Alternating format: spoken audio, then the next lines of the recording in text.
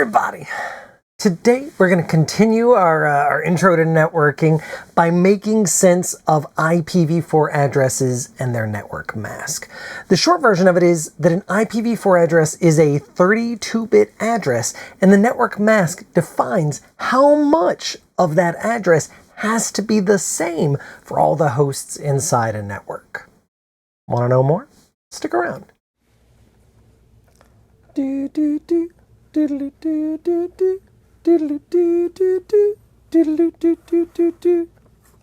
Let's get into it.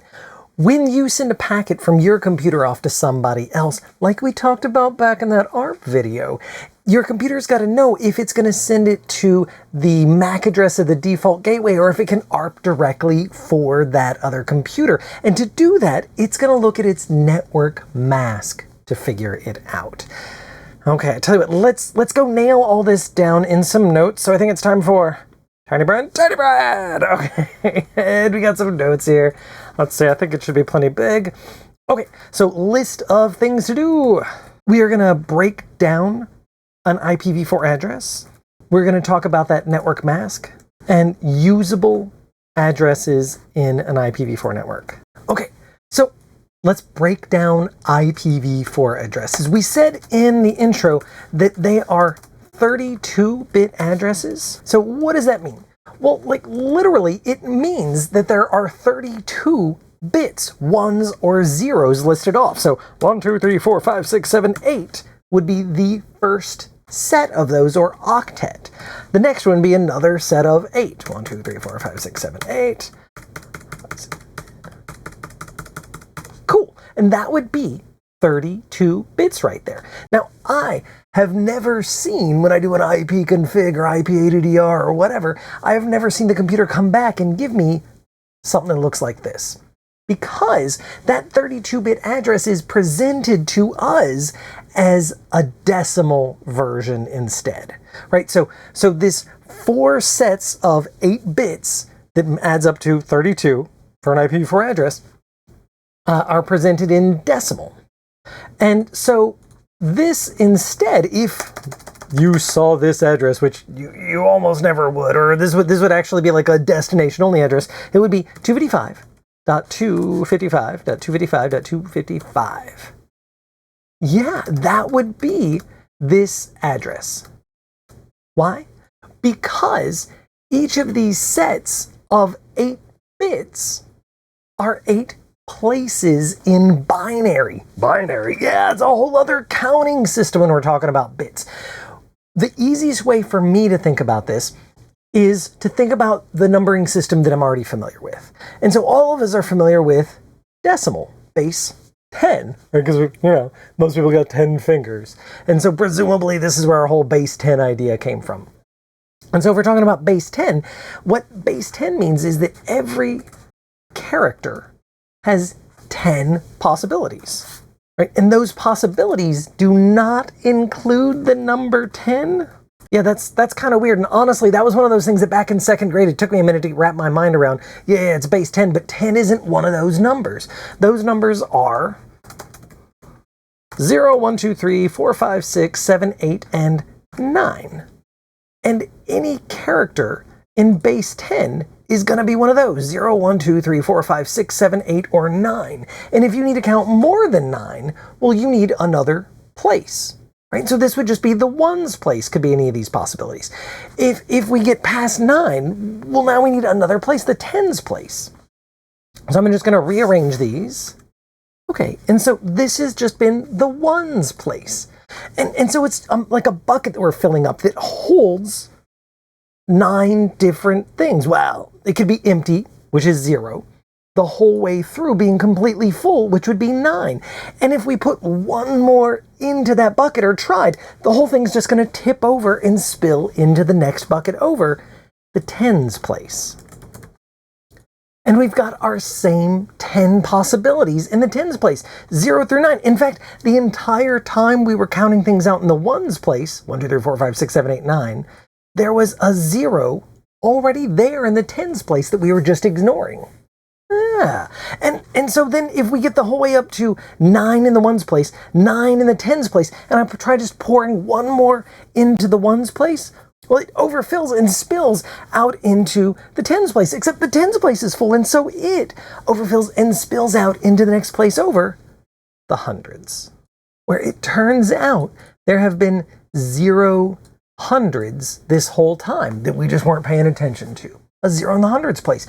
But now, once we get past 9 in the ones, 9 in the tens, and we try putting that one more in, add one more to it, that's where we got to 1 in the hundreds place, and 0 back in the tens, and 0 back in the ones. Right now, I'm just explaining all the stuff you already know. Let's just take this and apply it instead of base 10 or decimal. We're going to apply it to binary. Well, binary is base 2. Okay, base 2, very much like we're talking about base 10, right? In base 10, there were 10 possibilities in each character, but 10 wasn't one of those. In base 2, there are 2 possibilities in each character, but 2 is not one of them, right? And so we're still going to have a ones place, but we're not going to have a tens and a hundreds. And that ones place isn't going to go the whole way through to 9. No. The ones place is just going to have 2 possibilities, 0 and 1. And where before there was a tens place, well, now it's 2 times the previous. So it's the ones place and the twos place. And the next one over, again, times 2 again, right? Whereas it would have been ones, tens, hundreds, thousands, right on down the way. Now it's ones, twos, fours. Yeah, and each of them just has 2 possibilities in it. Those 2 possibilities are a 0 or a 1. Binary. It's every additional place is times 2 the previous. And in this case, we've got 3 places here that could count up to 1s, 2s, and 4s. And how high can I count with these 3 bits? Well, I've got the 4s place, but I can count higher than 4 in the same way that with a hundreds place, I can count higher than 100. In binary, we could say I could count as high as 111, but we got to map it back to the decimal that makes sense in our minds. And so this 111 would be 1, 4, and 1, 2, and 1, 1. 4 plus 2 is 6, plus 1 is 7. And so the highest I can count with 3 bits is 7. Yeah. The lowest I can count is 0, because I could have 0 4s, 0 2s, and 0 1s. We could just keep adding places. Next, it would be the 8s place. And then in front of that would be the 16s. And in front of that would be the 32s. And in front of that would be the 64s. And in front of that would be the 128s. And I ran out of space, so I'm just writing this one out as numerals. And each of these could have a 0 or a 1 in it. Ooh, okay. Now, I stopped counting at the 128s place. That seems slightly arbitrary. Well, let's just check. How many bits is this? 1, 2, 3, 4, 5, 6, 7, 8. Oh, 8 bits. That seems familiar. Are 8 bits up here. And you know what another word for 8 bits is? A byte. Yeah, it's 1 byte of data we're representing. And with 8 bits, I can count anywhere between as low as all of these being 0, which is 0, and all of them being 1, which would be 255. Yeah, 128. Plus 64, plus 32, plus 16, plus 8, plus 4, plus 2, plus 1 is 255. Okay. And that's one of those things you can just kind of like memorize because it just, oh man, it just comes up again and again, especially for IPv4. All 8 bits being on is 255. But there's other easier ways to do this. And we'll go back to decimal for a moment. If I tell you that you have 3 decimal places and you want to know how high you can count, well, you just be like, well, it's 3 decimal places, 999, right? Okay, 999, right? Well, it's a little trickier here with binary to say 8, how high can I count? Because just saying a bunch of 8 ones in a row doesn't really translate that back to the decimal we're looking for. But there's another little shortcut here, because if we had our 999, well, that's 1 less than 1,000, right? And you know that, I know that and everything, right? But at the same time, if we were trying to figure out what the next place was, it's literally just going to be 1 more than this. It's going to be the thousands place.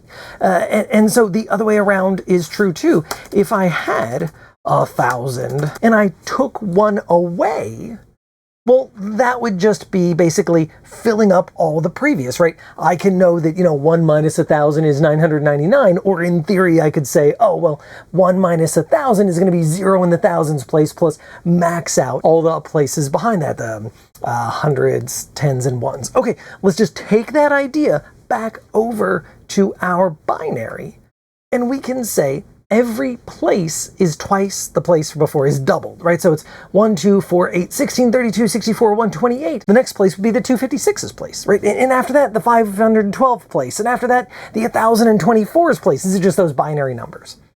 And one fewer, if I'm going to that 9th bit again, one fewer than 256 is 255.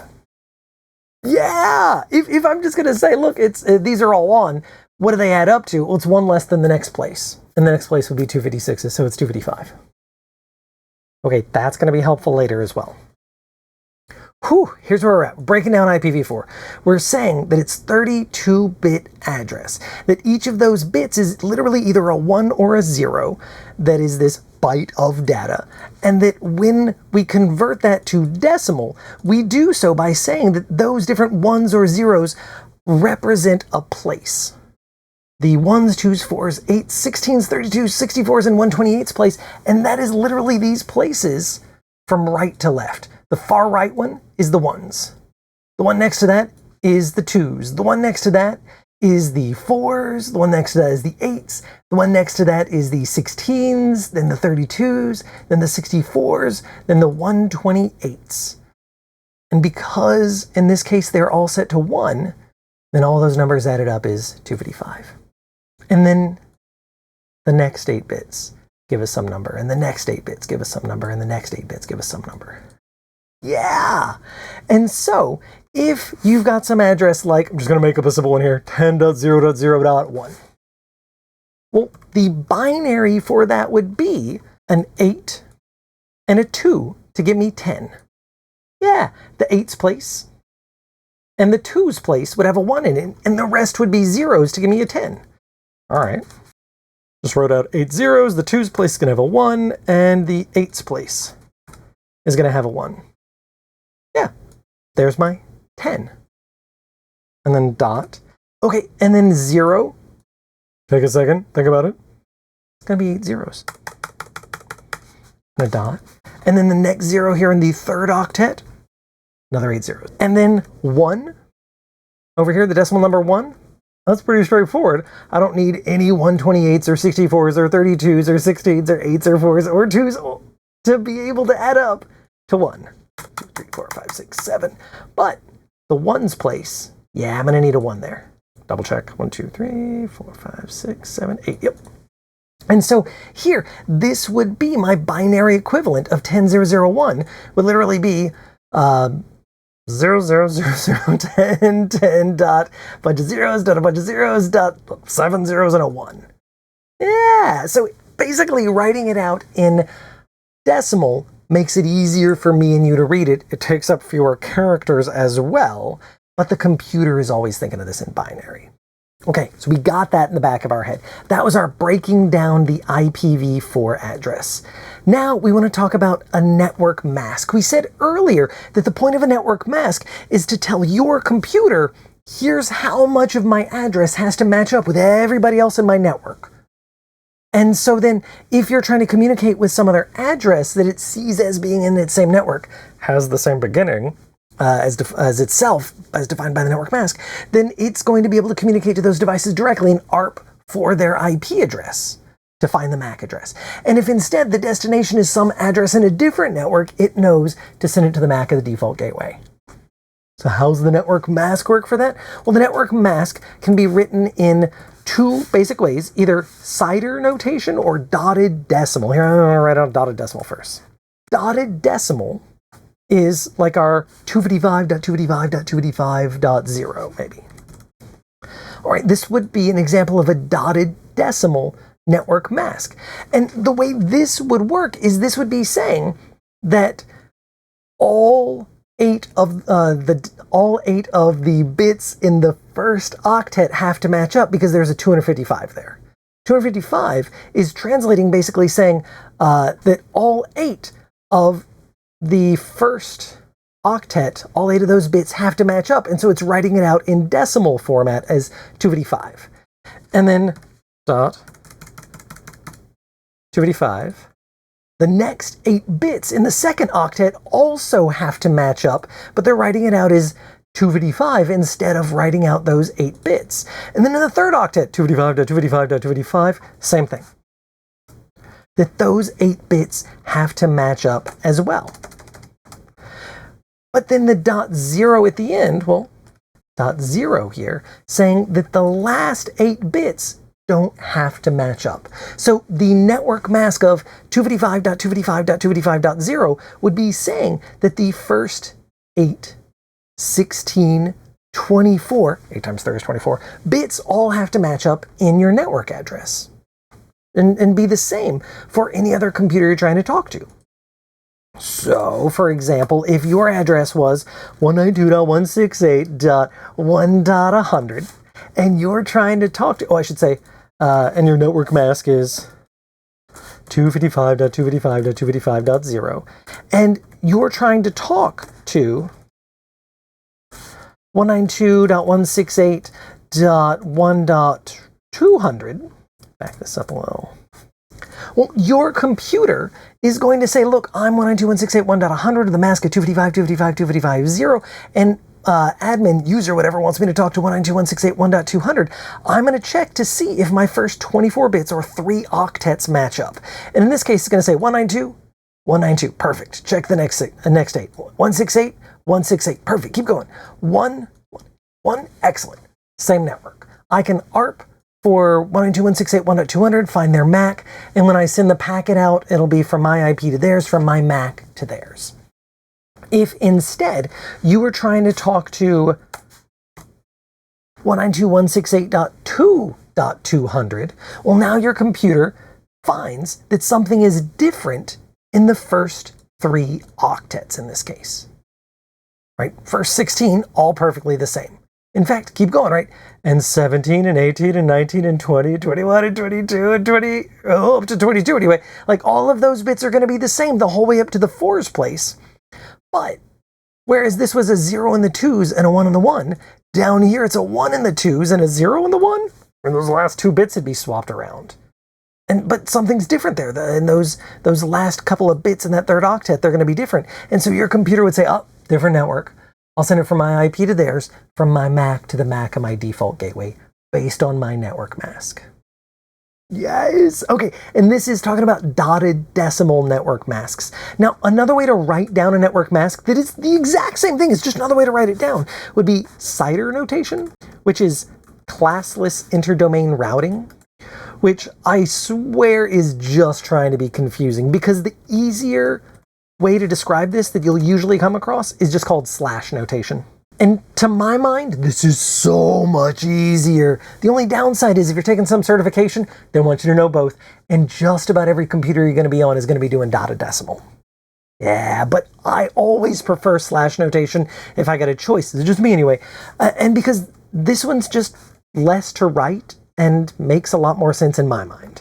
Okay, so /24, for instance. /24 would be the CIDR equivalent of 255.255.255.0. That's a lot easier. And you probably already got there. It's literally saying how many bits from left to right have to match up from the beginning on, down the way. How many of it has to match up? 24. Oh. And so /24 is saying the first 24 bits has to match up. And so the first 8 bits and the second 8 bits and the third 8 bits would all have to match up, but none of the last 4 bits, 8 bits, 25 through 32, none of them would have to match up. Okay.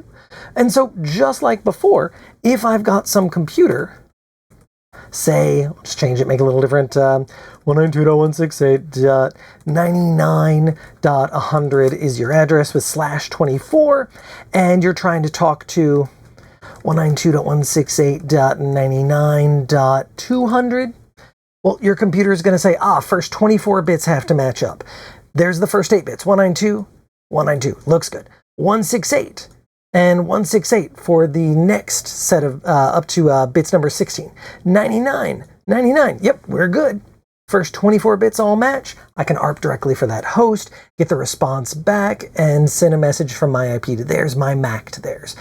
If something was different, though, like maybe their 192.168.1.200, well, definitely something's different in those first 24 bits, right? First 8 bits matching up, 192.1.2, 192. Second 8 bits, 9 through 16, 168.168, no problem.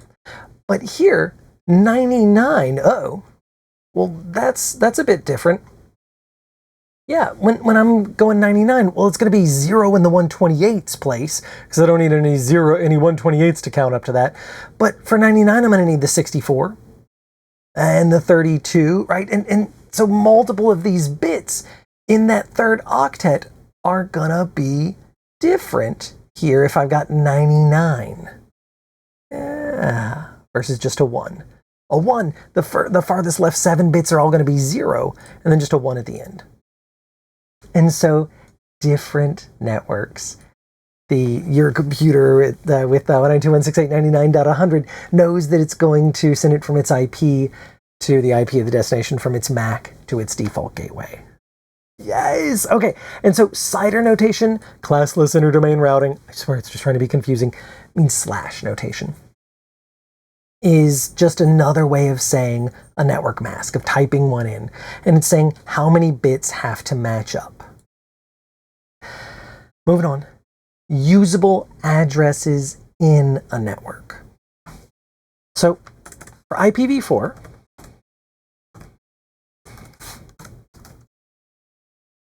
the first and last address in every network are not usable. Now, there's 1 or 2 little exceptions we're ignoring for someone out there saying, but wait about, no. Almost always, the first and last address within a network are not usable. Okay, so what's the first? The first is called the network address. What's the last? The last is called the broadcast address. And what the heck are these for? The network address you can think of almost like a family name.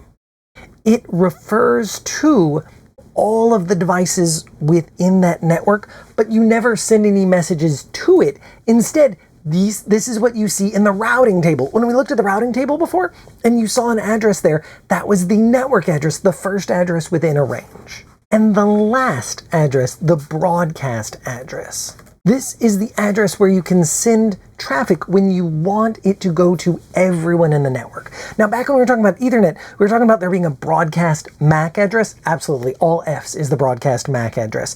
Up here at the network layer, there is a broadcast IPv4 address, and every network has its own, and it's the last address within a range. And so everything between the first and the last address are going to be usable.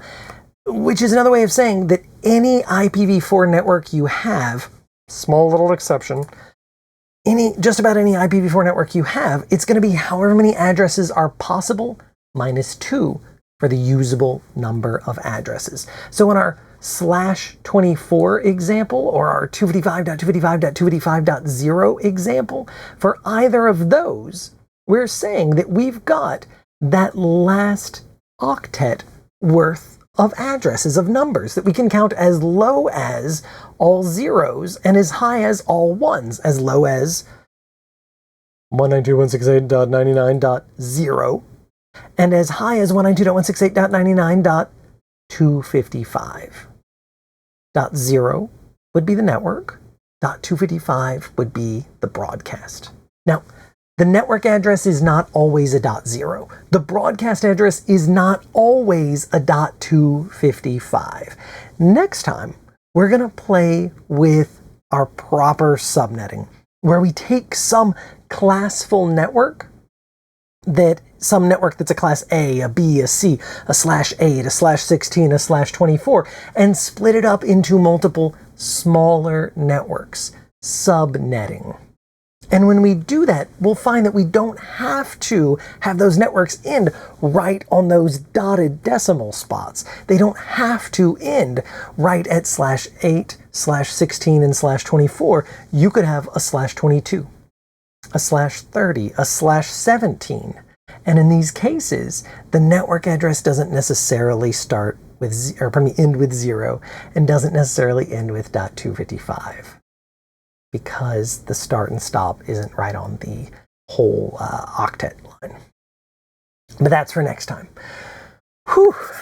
Okay, so we today talked about IPv4 being 32-bit addresses made up of 4 bytes or octets of data, 8-bit chunks that can be some number between 0 and 255.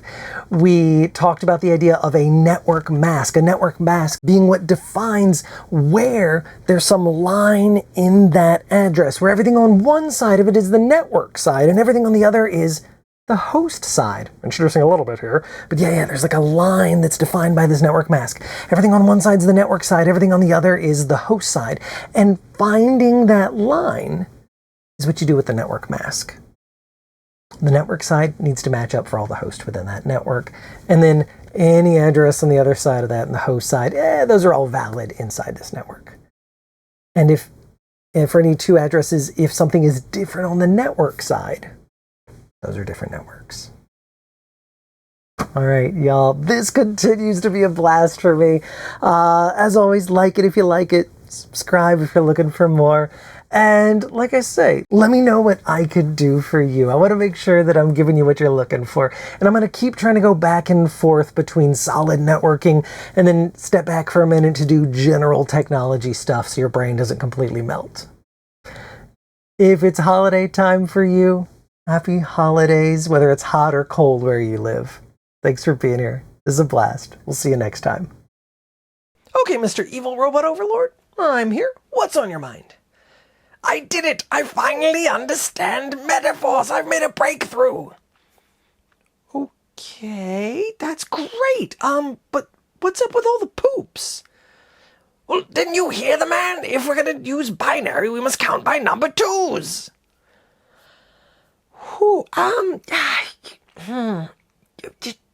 Congratulations.